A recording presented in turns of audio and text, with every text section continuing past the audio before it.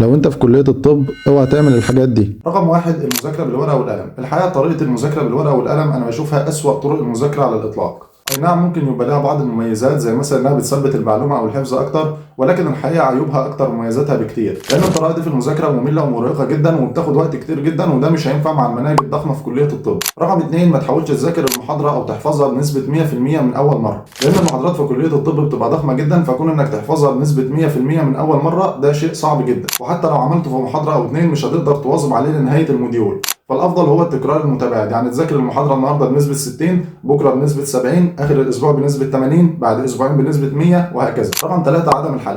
المذاكره في كليه الطب من غير حل هو اشبه بالصفر على الشمال، يعني ملهاش اي لازمه، لان الحل مش بس بيفيدك في الامتحان، ده كمان بيثبت لك المعلومه، بيلم لك المنهج، حتى كمان لو بتذاكر معادله اجنبيه فالحل ده هيبقى شيء اساسي اكيد. رقم 4، تاجيل المذاكره لنهايه الموديول. تأجيل المذاكرة ده كان ممكن ينفع مثلا مع النظام القديم اللي هو كان بيبقى لهم السنة كلها، أما حاليا في النظام الجديد في كلية الطب وقت الموديولات بقى ضيق جدا، أنت ممكن تمتحن كل 4 أسابيع أساسا، فتأجيل المذاكرة لآخر أسبوع ولا أسبوعين ده مش هينفع مع النظام الجديد ده، وكمان مش هتقدر تحصل علم بشكل محترم، لأن الزنقة دي هتحط عليك لود كبير جدا وهتخليك كل همك إنك عايز تحل الامتحان وخلاص، فهتلاقي نفسك عمال تبصمج أي أسئلة وبتحاول تلزق المعلومات كده عشان تخش تكحهم في الامتحان وخلاص. رقم 5، وده أهم واحدة، اوعى تخلي الكلية تاخد كل حياتك.